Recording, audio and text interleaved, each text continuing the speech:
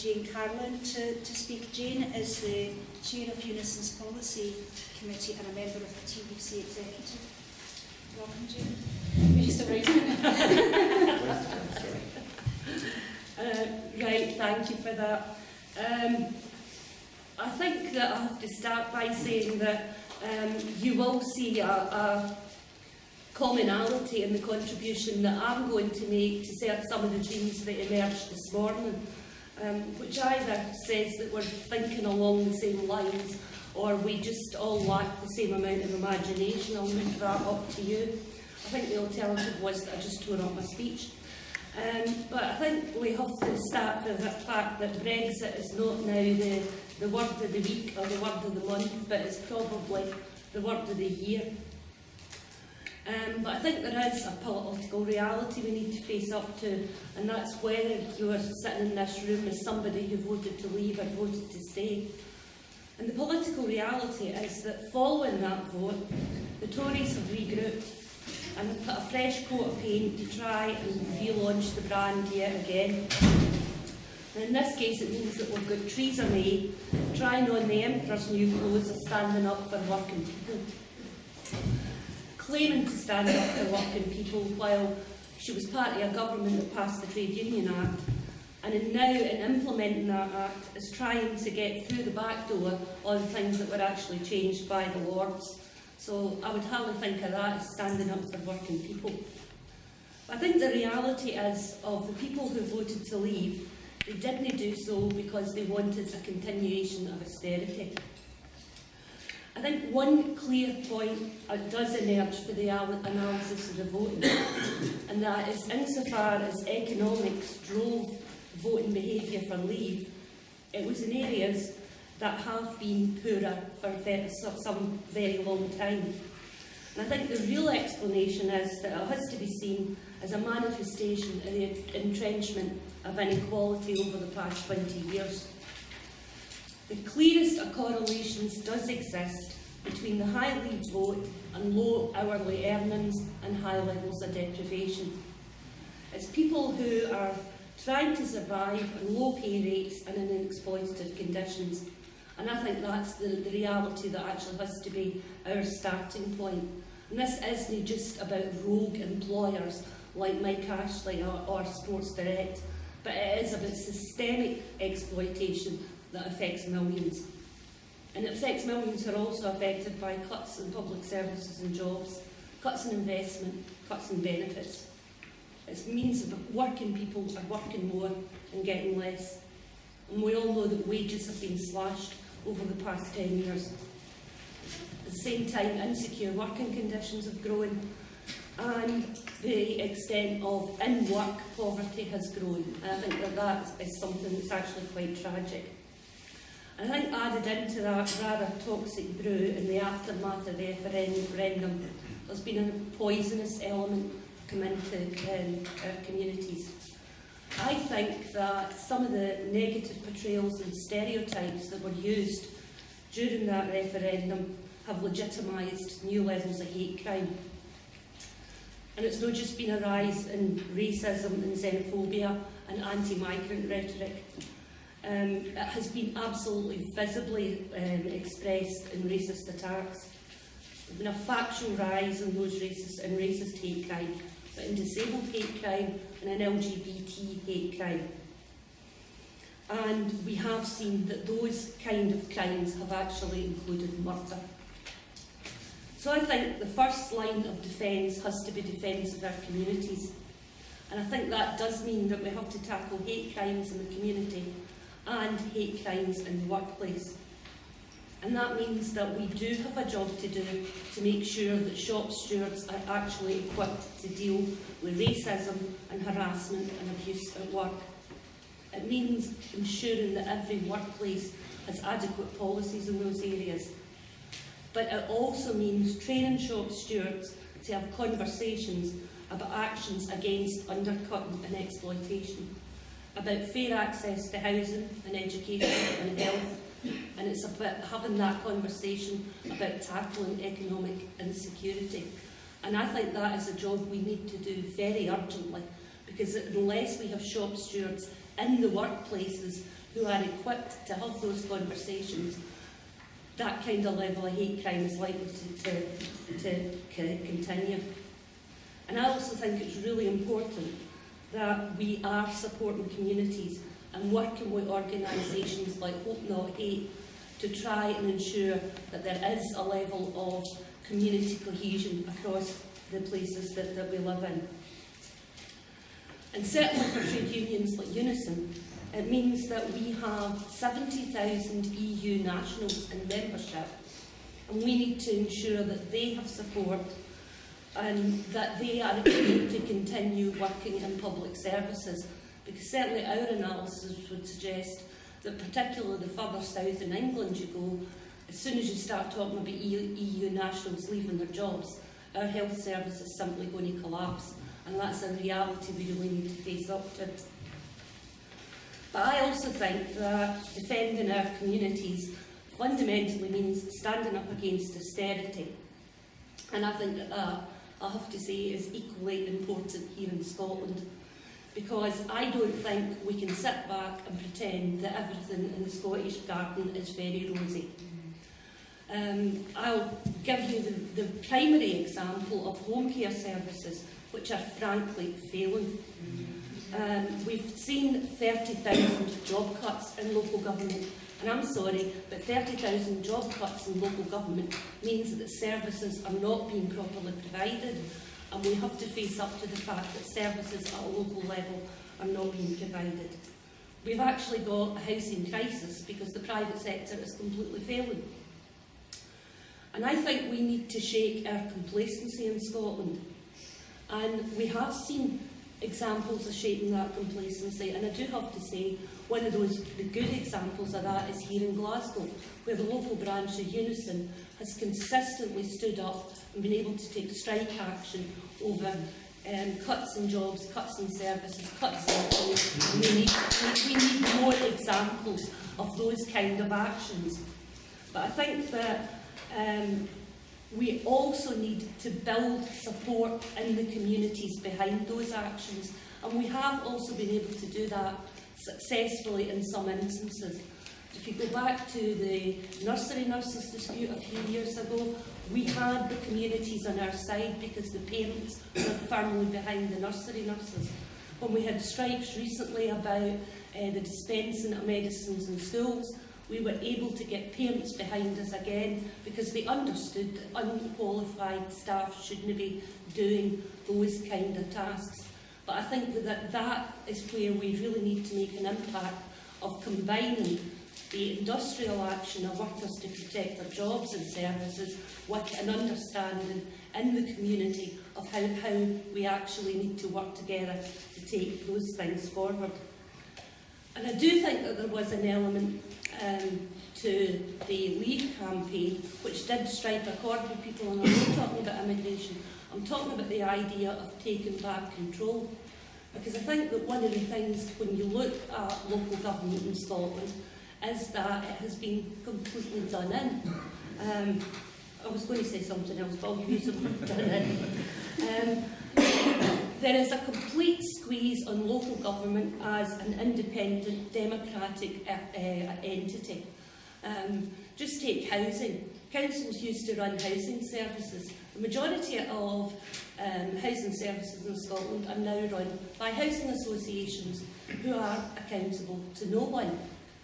We have an NHS which is frankly a bureaucracy, and people don't know where decisions are taken about the NHS, who takes them, and in whose favour they're actually being taken.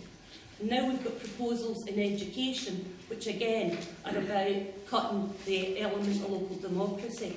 So I really think that we really need to make that a major part of what our debate is. At the TUC this year, Unison called for Congress to demand an immediate moratorium on public sector cuts and privatisation. And I think that is the manifesto we need to take up. We need to get back to an agenda about quality employment and not about mark jobs. And I really think we need to understand the threat of Brexit. Because what we've got now is a Tory government who will negotiate a Brexit on Tory terms. And there is, as we were talking about this morning, a whole load of areas that's going to be affected for that, from public procurement to the future funding of public services, workplace and employment rights, equalities and the NHS. But we want trade agreements that are going to protect workers, protect public services, protect equalities and protect the environment. But quite rightly, the Labour movement has campaigned against TTIP, TISA and CETA. Treaties that are negotiated in secret with no accountability and transparency, that aim to open up public services not just to privatisation, but to lock in privatisation. And they attack not just all the regulatory standards, but they also introduce the investor-state dispute mechanism, which essentially means that unelected corporations can dictate the policies of democratically elected governments. I mention these treaties because there are three great proponents of those treaties in the Tory government. Their names are Fox, Davis and Johnson. The very people who will now be dealing with trade treaties and new trade deals. And I certainly would never trust a Tory to produce and maintain a trade treaty that maintains labour standards. But I think really the top of the trade union agenda has to be the protection of workers' rights, and I go back to the points that Keith Ewan was making this morning. The purpose of the trade union movement is to protect, enhance and maintain workers' rights. And if there is to be a defence against people working 0 hours contracts, against people working longer for less money, we need to have that answer in collective, united action. So I do think that the real answer to austerity does lie in the right to organise collective action and collective agreements, and in the right to strike. We did have a magnificent effort last year against the 2016 Trade Union Act, and the Congress, which has just taken place, rightly called for the repeal of that Act and other anti-trade union laws. But I think as trade unionists, we don't want favours, we actually want rights. And as Keith was saying this morning, these have been codified by the recent manifesto for trade union rights issued by the Institute of Employment Rights, which again has now been adopted by the Labour Party. There was one statistic Keith didn't use this morning, which is something that always strikes me as being a really important one, and that is that a very clear correlation between the falling levels of collective bargaining, not just across Britain but across most of Western Europe, and the rise of substantial inequality. A very, very clear correlation. So, as I say, I think we need to demand trade union rights, no favours. We have to have the confidence to explain that, and we have in our interest to make that argument for trade union rights and collective bargaining and make them fundamental to the debate. I think, and we're awfully good at this on the left, we sit in rooms and we have great discussions about neoliberal models of late capitalism and the role of transnational corporations. I think it's about time we actually got out and started a discussion about work and pay and social rights and a decent welfare state that works for people and gives people an agenda that will empower them and tackle inequality. And that is the way I see us being able to take things further.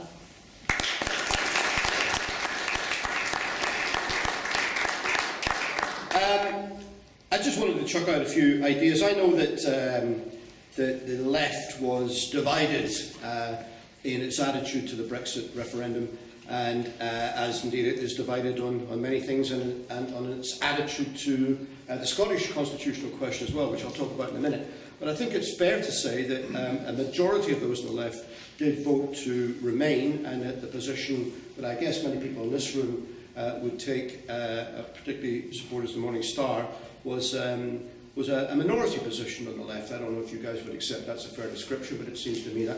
As a consequence of that, I think the problem we now have, irrespective of your view, is that the arguments for Brexit were not left-wing in character, they were not progressive in character. It was essentially an argument that was put forward by the right in Britain for Britain to leave the European Union. And as a result of getting a result in the vote, for a range of different reasons, we now have a right wing which is quite triumphalist and quite ascendant in Britain as a whole. And I can see that with my own eyes in the House of Commons, where they have the Tories are cock the hoop, even the ones that didn't vote for Brexit. I mean, they have been re-energised, and I think they are taking this as a mandate, even though the situation is incredibly murky and obfuscated at the minute, and no one can produce anything that is even approximating to a plan. But I know they are working very hard to maximise and exploit this decision in order to advance a right-wing agenda in Britain. So on the horizon, you will shortly see coming over it a whole range of measures, I think, to attack social and economic freedoms in this country and to roll back many of the gains that have been made in the 20th century for working people in Britain as a whole. And therefore, one of the most immediate challenges, I think, for the left, and I say this in a British-wide context, is that we must not allow the right in Britain to claim that the Brexit vote is a mandate for that right-wing agenda as they begin to bring forward all these proposals. And we have to understand the reason why many people voted for Brexit was because of a considerable isolation, alienation, a feeling that it wasn't just about the EU, it was just that society, Britain, the way things are going, there was nothing in it for them. They felt that they were the people that they felt left behind, and by voting against the EU, they thought that was some way of making a statement. I think we need to, the left, whether they were for or against the Brexit vote, needs to come together and make sure that in those communities, it is seen as the leadership of that alienation. It is seen as reflecting those voices and coming up with concrete ideas to actually do something about it and to engage people in politics. Because if we don't do that, then I think we are looking at the rise of not just the country moving rightward and harsh legislation coming in, but I think in our communities we're also looking potentially at the rise of the far right again in the way that we saw in the 1970s and the 1980s. You could argue that one of the benefits of UKIP was that it smashed, well, basically gave no room for the National Front or the BNP to organise, but I think now that post-Brexit, UKIP's days are numbered, their rationale has gone, and I think most of them will probably come back into the Tory fold, and the hard right will again have a platform and a place in the political spectrum in which you can organise. So I'd also predict that there are probably battles ahead in that front as well. I think the Tories will come forward with a whole raft of legislation as soon as they get the opportunity to do so. If they repatriate, for example, all of the stuff to do with workers' rights and employment rights from Europe, as they undoubtedly will do, then they will use that as an excuse to roll them back. And all of the measures that we saw in the recent trade union bill, which we were able to fill it and stop, principally because Cameron didn't want to alienate the trade union leadership in Britain prior to the Brexit vote, that will all be coming back. And I think probably even harsher attacks on the right of people to organise at the workplace. So things like that, also rolling back on spending and welfare, rolling back on public services generally, I think that's all going to come. So I hope I'm not trying to paint too bleak a picture, but we need to be aware of these things and understand that is the consequences of what has just happened. It has made things easier for our opponents to organise, and we need to understand that and be aware of it and try and develop plans against it. In terms of Scotland itself, it does, however, present us with an interesting opportunity, in my view. And obviously, I used to be in the Labour Party, but I long ago, probably about 12 years ago, I came to the pretty firm conclusion that the way to achieve the type of social and economic change I wanted to see in Britain would be best achieved by independence in Scotland, simply because we could achieve it here better and quicker first, and that then could be provide some sort of inspiration and solidarity for people elsewhere in these islands that wanted to achieve the same types of change. I know not everyone will agree with that, but that's why I joined a campaign for a yes vote in 2014. It's why I joined the SNP subsequently, because having lost that referendum, I wanted to make sure that we could win the next one. But I do say that the Brexit result has changed the whole way in which that debate will take place as well. Now, there's a strange conundrum at the minute, which is this, that the SNP has a mandate from May of this year in the elections that stood to seek a second independence referendum in the event of, and it says in the manifesto, substantial and material change in the constitutional arrangements, such as Scotland being taken out of the EU against its will. So there is an opportunity, and I present it as no stronger than an opportunity to revisit the question on Scottish independence because of what happened on June the 23rd. Now, there are some people, of course, and there are some people on the left of the SNP who are extremely anxious not to couple together the argument about Scottish independence and the argument about the European Union. And I understand that, but the predicament is this, that the justification for an early referendum, by which I mean prior to 2020, is predicated on the European Union and on Brexit and what happened on June 23rd. That would be that's the rationale why we would have a relook at the 2014 debate. And if you want to decouple it, then really anyone that wants to argue that should say, well, what we actually need to do is go back and seek a fresh mandate now because of what has happened, to run a further independence referendum or to move to independence, irrespective of people's views on Europe or irrespective of linking it to that. And that's a debate, I guess, that we are currently having inside the SNP and are likely to have, and it's not one we can conduct with a lot of clarity, of course, until we see what the actual Brexit plan is, what the arrangements are, because our argument is that the Scotland voted to stay in the EU, and that ought to happen. And if that can be made to happen within the United Kingdom, so be it. But if it cannot happen because of the United Kingdom, then people in Scotland have the right to look at different arrangements to allow it to happen. And so we should go back to the 2014 discussion. And I do think this, no matter what happens, the Brexit vote has changed how people will view the question of Scottish independence. We see from the opinion polls that there is a small net movement in support for Scottish independence after the 23rd of June, but actually that small net movement disguises quite a big churn in opinion.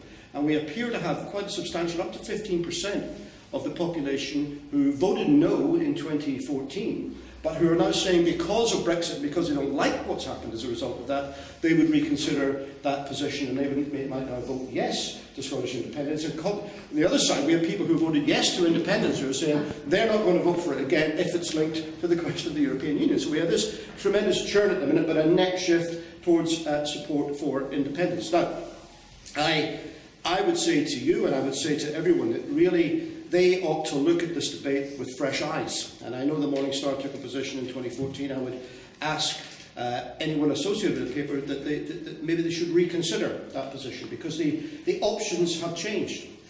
We have a situation where the United Kingdom that people voted to stay part of in 2014 is not going to exist in the same form. So what people voted for is about to disappear. And the choices now, the choices in 2014, particularly on the left, the debate was, well, do you want Scotland to go it alone, and do you want the Scottish working class to separate from the working class of Britain, and what will that mean for the prospects of social reform in Britain as a whole? So maybe we shouldn't do that. Maybe we should stay in the UK and we can work together and have solidarity across these islands amongst the working class. Well, that sort of has a coach and horses driven through it because of what happened on the 23rd of June. And you now have a discussion as to whether the prospects of working people in Scotland are better advanced by staying as part of the United Kingdom, which is moving to the right, where we have an ascendant right wing. We're about to get a whole series of attacks on workers' rights in Britain, and we are having an isolationist stance internationally, people wanting to draw up, put up barriers between us and the rest of the continent. And on top of all of that, we are trying to blame migrants for the crisis, and we are trying to set communities against each other, and we have a degree of community tension not seen for a generation. Is that an option that people would prefer, as against being part of an independent Scotland, which would have an outward-looking internationalist agenda and be trying to form links with other European countries and build solidarity across the continent. I think that's a different set of options than what we had in 2014, and I think because of that, everyone should look at it with fresh eyes and perhaps reconsider what it will be. Now, it may well be, at the end of the day, a lot of people regard this as a balanced and nuanced decision. People aren't necessarily going to be 100% one way or the other. So let me finish by saying this as well, that I think that this is entitled, what should the left response be to the referendum? So here's the thing, there is an opportunity here, and I think this sort of applies whether you're in favour of Scottish independence or not, but it's more relevant if you are in favour of an independent Scotland, I think. And it's this, that there is a lot of thinking going on now in terms of revisiting the prospectus, if you like, for an independent Scotland. What would the economic and political setup be? How would we like to see the country change? And I think that presents an opportunity for the left. I mean, just to give you one example. Last time in 2014, the proposition was that we should keep the pound sterling, and we should be in a currency union with the rest of the UK. Now, notwithstanding the sort of tactical argument that it's always going to be a problem if one of your central policies depends upon the support of your opposition, and all they have to do is to say they don't support it and you're in trouble. But notwithstanding that, it would be impossible, I think, to argue that you want an independent Scotland which is going to have a positive relationship with the European Union and still use the currency of a country that's not going to be in the European Union. For one thing, I don't think the European Union would entertain that for a moment. So the whole currency debate has changed because of what has happened. We now have the opportunity to consider, therefore, should there be an independent Scottish currency? Should there be an independent Scottish central bank? And what opportunities does that give for trying to develop the economic base of the country and advance the causes that we believe in terms of the balance of the economy which goes into the public realm rather than private, in terms of the equality of provision that there is in the country, and in terms of the democratic participation that there is. So that's one example. There are many others. There's a lot of discussions going on where people are revisiting how things should work, revisiting the fundamental basis of the economy, whether it be industrial or energy policy or any others. And all of those present opportunities, I think, for the left to engage. Whether or not at the end of the day you would choose to vote for Scottish independence, there are things where arguments can be put and arguments can be won. And I think we have a ripe and fertile arena ahead of us over the next couple of years, and I would encourage everyone to engage in it. I'll leave it there and happy to take questions. I wanted to spend the short time that I've got available making a few reflections on what some of the speakers said this morning, and in particular some of the things that Keith said, and talk about how that meets up with some of the STUC campaigning priorities and political priorities in the period ahead, why I think that's part of the left agenda. An agenda which was largely set before the Brexit vote, but I think largely stays true and real and necessary in the period ahead. The STUC's position, as with most of the trade unions' position, was of course to remain. It's interesting, I think, to reflect on the fact that some of the things that Keith talked about earlier was the European Union as an institution which was the greatest threat to the unions who are in the most organised position within their own countries. And in a sense, I think much of the trade union movement in the UK, not in that position of organisation, strong collective bargaining, felt more defensive about the protections that were provided, and some of that feeling definitely remains. And the view of the STUC is there are some serious risks ahead, including the risks to workers' rights. But I do think it's important as well that we look at the opportunities, and it's absolutely fundamental that we look at our response as we go forward. And as any good trade unionist, I start from the position of where does our leverage lie? Now, probably for the first time for a generation, maybe more than a generation, the need or the direct need to leverage the Labour Party really, really hard seems to have disappeared to some extent. It doesn't mean to say that Corbyn doesn't need to be defended, and it doesn't mean to say that we do not need to populate that policy agenda, but that battle is at least one that has been partially and substantially, I think, won for the time being. We have to leverage the Conservative government. We've heard an awful lot about kind of mayism, what mayism will be. Will it be soft Brexit?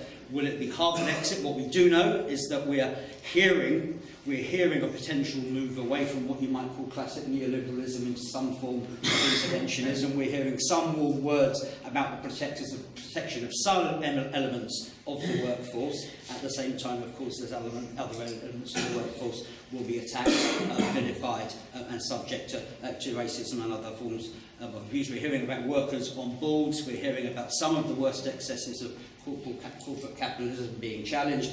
We don't believe that, but it is a set of words and a set of aims which the Corbyn opposition and I say this absolutely advisedly, the SNP opposition, I hope in many ways working together, can expose and can use to leverage on a UK basis. But the key question I want to talk about today is obviously Scotland, a policy agenda for Scotland and how the trade union movement goes about playing its part in that. If you think that what you're going to hear from me, or if you're hoping from what you're going to hear from me, is how the trade union movement can attack the SNP government, expose it as nationalist, neoliberal, in the hope that all we can do is sweep a Corbyn-led Labour Party back to power in Scotland, you're not going to be particularly happy about what I've got to say, because I don't think that that's a very likely proposition, and I'm not prepared, at least as one trade union leader, to use up all my members' leverage on that particular course of action. I'm not saying that the STUC's position by any means is predicated on what Thomas just talked about in terms of independence, and it is predicated on a potential positive engagement with the Scottish Government where that's possible, and not engaging with the many of our members, the many of our activists, the many voters out there who are pro independence. So what does the STUC, what did it set as its priorities? It set, and you'll not be surprised to hear the priorities in themselves, the idea that we have to look at the public finances, we have to look at public services, we have to look particularly at local government, we have to look at some of the new public institutions that are going to be created in the next period in Scotland, a new social security system, a new approach to tax, and to work out, number one, how we get the policy that we want, but also to look at how the trade union voice can be more generally strengthened in that, and we'll come back to that in a minute. You'll not be surprised to see that it looked at the need for a new industrial strategy in Scotland, how we look at manufacturing, how we look at energy, and how we drive that forward through investment and better policy. And again, I suppose quite unsurprising, the situation of precarious workers, how the trade union movement, both in the organised and non-organised sector, can up its game in terms of protecting those workers and to begin to leverage the policymakers to ensure that they're better protected. But what in a sense was slightly different, and it may not seem like a big change, but I think it's an important change, was the idea that this whole agenda is driven by fair work. We have an SNP government, and you may believe them or you may disbelieve them, that has created a Fair Work Convention. That Fair Work Convention includes a clear commitment to the expansion of collective bargaining within Scotland. That has a commitment to, and again, I've had arguments over the nuance of policy on this, a living wage, and was very clearly standing with us in terms of the attacks on the trade union movement through the trade union bill. So we look at those opportunities and we say, how can that fair work agenda drive these policies? Not just in terms of saying we want a good industrial strategy and fair work will be an outcome of that, but that you cannot get a good industrial strategy unless it's driven by fair work. And this is where I think we begin to talk about some of the key things Keith talked about earlier, collective bargaining. Now, the Scottish Government doesn't have all the powers that it needs to enforce collective bargaining, but it does have a whole range of opportunities where that might happen. And I'll give you a couple of examples. New Scottish Government policy, living wage in the care sector. Will that work? Is it enough money? I don't know yet, but what I do know is the only way that it will work is if it's enforced by trade unions. The only way that it will work if it's regulated by trade unions. The only way that can possibly work if voluntarily, because we can't do it mandatorily, we encourage a new system of collective bargaining and collective regulation of that policy along with a whole range of other policies in the public sector. Another example, we're about to create a new social security system. That social security system is meant to be categorised by being dignified, by being simple, by being easy for people to use. What about the role of the worker within that situation?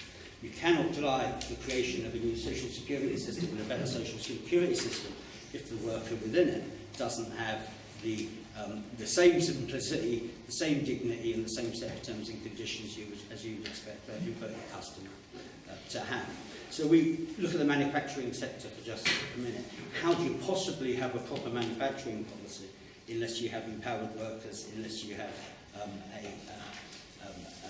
a formation which is capable of driving government policy in terms of fair work as well?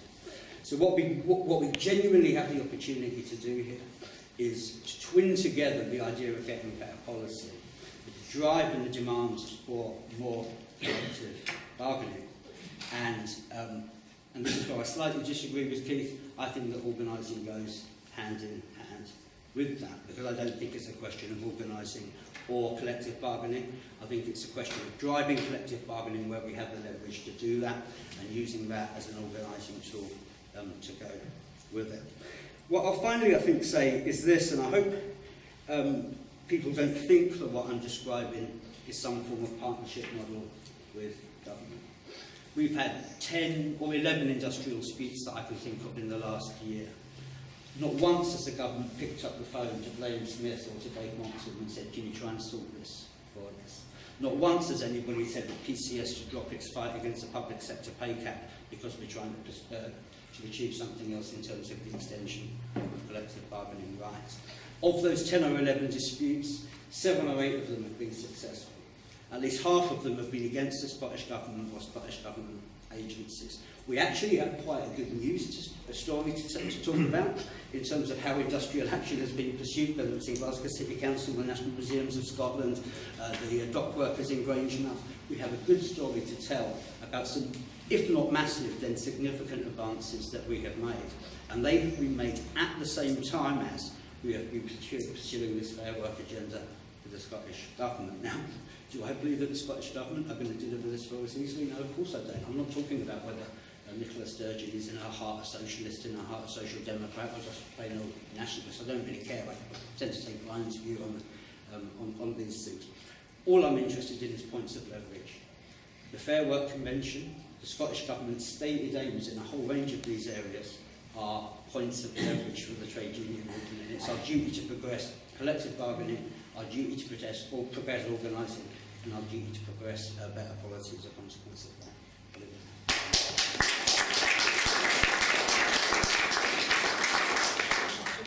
Thank you. Thanks a lot. I voted for Tommy. I thought it was 1984, 82. I've stood at lots of those. You probably keep trying. I am someone who contributes occasionally to the Morning Star newspaper, and I think it's a hugely important vehicle, and has a wide range of voices on it, and indeed during the 2014 referendum had a wide range of voices on it, and that, I think, is to its credit, because it provides a platform for dissent. It allows a challenge to the consensus to be made, and somebody asked me on the way in, had I settled in to the Scottish Parliament yet, to which my reply is, I'm not there to settle in. I'm there to try and shake things up a bit, because I think there has become an air of complacency over some of the things that Jane spoke about in her contribution earlier on. And I think, of course, the Star provides an alternative to kind of the corporate media, because even if you look at the local media in Scotland, it's still has to be run by big corporations.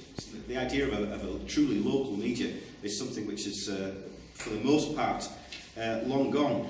And these conferences, I think, are an extremely important part of the debate on the left in Scotland, which is why I'm always happy to accept an invitation. And it allows us, frankly, to disagree. And like some other people here, I campaigned to remain in the EU referendum, and I'll speak a bit about that shortly. But it allows for that range of views to be aired. I have to say that I thought Tommy's contribution was almost to a left agenda for Scotland pre-referendum rather than post-referendum, because he was addressing the prospect of a further Scottish independence referendum. And I think that's within the constitution of the SNP to promote that, and I understand why there is an agitation on the ranks of the SNP to try to bring that forward to the nearest opportunity, and I understand the mandate argument that Tommy's put, and I think he's done it in a very clear, thoughtful way, which I think is helpful. For my part, I still strongly take the view that yes, the Trade Union Act isn't anti-Scottish, it's anti-working class. So in that sense I do see solidarity as being part of it. But it's also because I define my politics not through a division between Scotland and the rest of the UK, or Scotland and England, but a division in politics between those who create the wealth and those who end up owning all of the wealth. That's, in my view, the real division that we need to address on the left of politics. What I want to also touch on is something which, again, will hopefully inject some food for thought into the debate. And I know this is the final contribution, so it might not be the best juncture to introduce this, but there was a report produced by the Fraser of Allender Institute a couple of weeks ago for the Scottish Parliament's European and External Affairs Committee, in which, using an economic model, so there's a caveat that it is an economic model with certain assumptions attached to it, they made some calculations about the impact of Brexit on the Scottish economy. And I think we need to face up to the possibilities that there will be some economic turbulence as a result of Brexit in Scotland. The report, which looked at different options, the Norwegian scenario of Scotland being part of the European Economic Area, the EFTA model, the Swiss model was looked at as well, and finally what they call the WTO model, but I think is the hard Brexit model in truth. And they predict that 30,000 jobs, net jobs, are at risk under the Norway/Swiss model in the Scottish economy, and under the hard Brexit model it could be as many as 80,000 jobs. They also talk about the likelihood, in their view, of a driving down of real wages, and in the context of a hard Brexit they say it could be around about 7% of real wages in Scotland will be the kind of countervailing force. They also go on, though, to say, and this is, I find slightly counterintuitive, but I'm sure they're much better qualified to talk about these things than certainly that I am, but they say in the report, the stronger the economic integration with the EU, the smaller the negative impact. And they say the impact on Scotland is smaller than for the rest of the UK as a whole, a conclusion they largely based upon two conclusions. One was that, and those of us who have been arguing about the Scottish economy and what needs to improve in it will recognise this. Basically, they say that because and that our export base is quite narrow, we're therefore less vulnerable to a deterioration in trade arrangements with the EU. And they also say that they think that there will be, because there will be a great impact on the rest of the UK, there will be a migration of labour to Scotland, which will have an effect. Now, so the Fraser of Allender conclusion is that the impact on Scotland of Brexit will be less than the rest of the UK. Actually, I think it will be tougher in Scotland than the rest of the UK, because one of the things that the Fraser of Allender didn't go into with this report, but the main future reports, but something which I think is extremely important, is the extent to which we have external ownership in the Scottish economy. So, over the course of the SNP's administration from 2007 to 2015, which is the last year for which we've got figures, the level of external ownership of the Scottish economy moved from below 25% to last year 34.2%.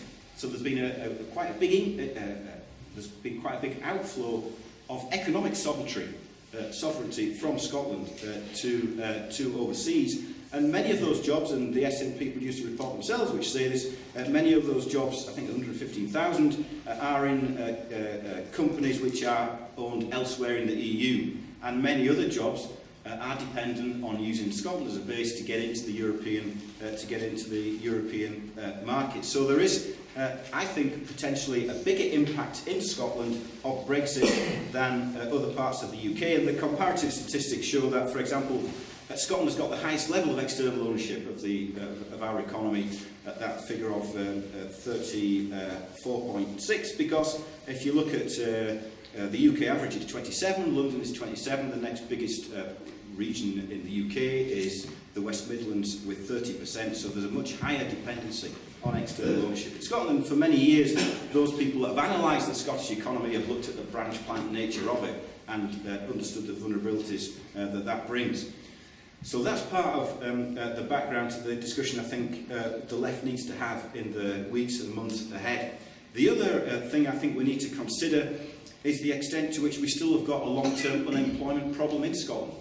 If you look at the claimant count for job seekers, those people claiming job seekers allowance, it's about 80,000 people. If you look at the official unemployment count, it's 130,000 people, but that doesn't include people who are identified in the annual population survey as being economically inactive, but who want to work. If you add them in as well, those people just in that category, that's 180,000 people. So rather than us living in a society and economy where we've got an unemployment rate of around about 5%, actually it's well over 12%.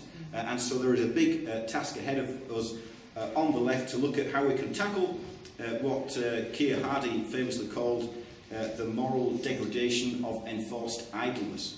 Unemployment is a big issue for us on the left, and we need to look at solutions to it.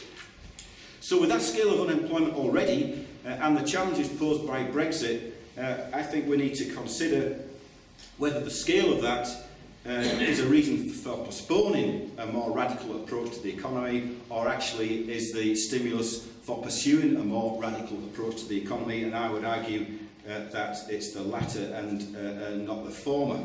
And so I think it demands us going beyond the appointment of trade envoys. It goes beyond the doubling of the number of people working for the Scottish Government who are seeking footloose international capital.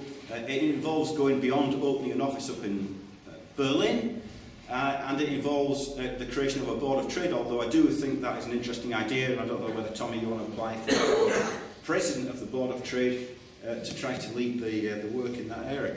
But what's required, in my view, is something more fundamental, which is, as Dave spoke about a few minutes ago, a new active industrial policy, which goes beyond simply defensive rescues of particular workplaces, or infrastructure, like Prestwick Airport, for example, even what's left of entire industries like the steel industry. There needs to be a much more proactive industrial policy which tries to knit together the economic base which exists, future industries which will be developed, and often public procurement that's involved. So we need to look, for example, at how we can move to a full employment economy. The work programme is being devolved to the Scottish Parliament over the course of the next couple of years. If you look at the primary providers of the work programme in Scotland, there are two. One is a German-owned private equity company, and another is an American big corporation. Sorry, a transnational corporation, Jane, if I'm allowed to use that expression. But nonetheless, these are people providing some of the most important public services, and I think that there needs to be a serious consideration about how they can be run by the public sector, in the public sector, using direct employment rather than contract.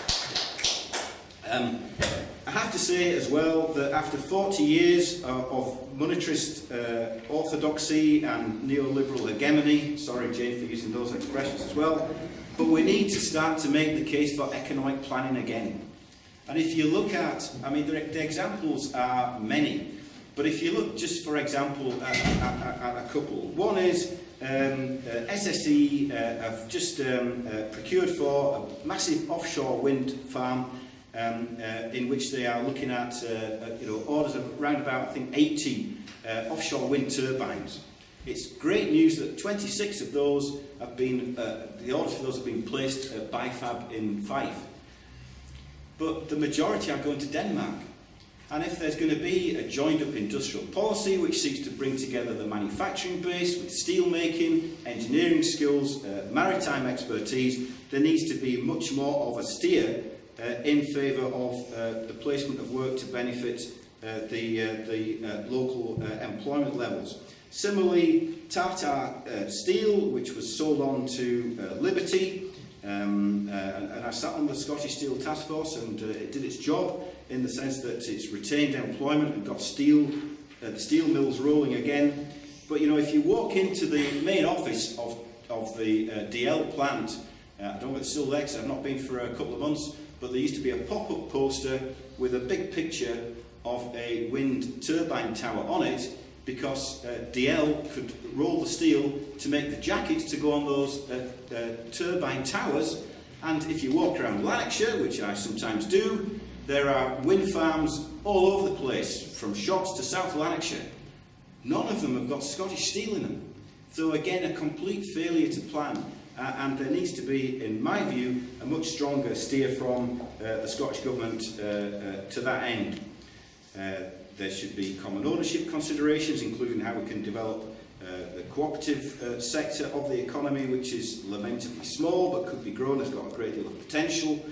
We need to look at public intervention, which goes beyond supply side only, and sometimes even amongst our own ranks we get locked too much into how can we boost infrastructure spending rather than how can we look at ways in which we stimulate the demand side of the economy, by which I don't mean reflating the old economy but building a new and sustainable economy.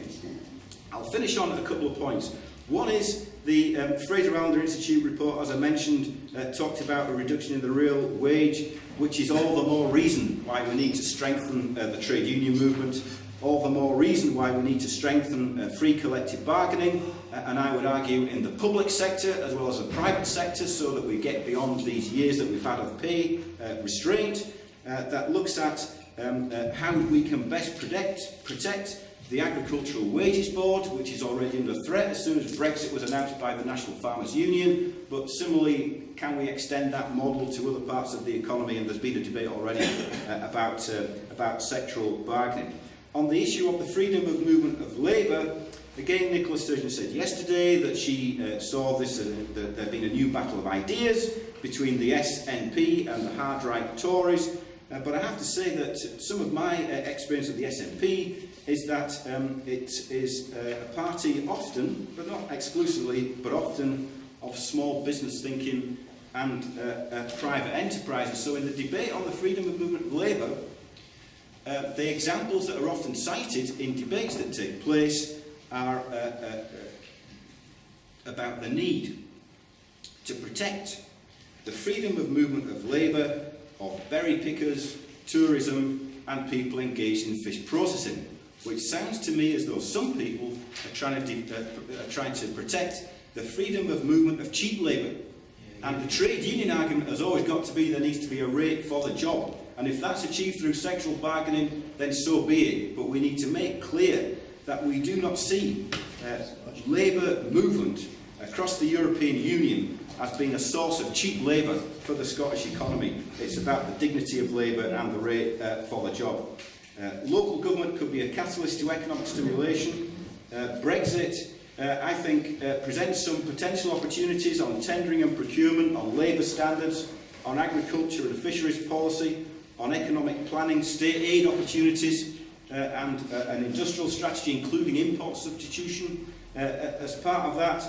So there are some opportunities, but as I said at the beginning, I can also see that there are threats that we need to face up to on the left, and we know fine that if there is a downturn in the economy, the people that will be at the most vulnerable, at the front end of all that, will be those people already on the most precarious contracts, will be those people who are already on the lowest pay, those people who are already in deepest in-work poverty. So we need to consider, in conclusion, Lynn, to look at the role of the state, to see whether the role of the state in this context of high unemployment, of the challenges of Brexit, is going to be on the side of capital or on the side of working people. And I think it's our job to try to put forward the case which exists and burns brightly and has burnt through the history of the labour and trade union movement in its broadest sense, which is the positive case, the affirmative case, why we can make a difference, how we can bring about change, and what forces we need to gather together in order to achieve that. I think if we look at that history that we've got, if we draw on it, but look to the future, I think we can make the socialist advance that many people I know in this room are looking for.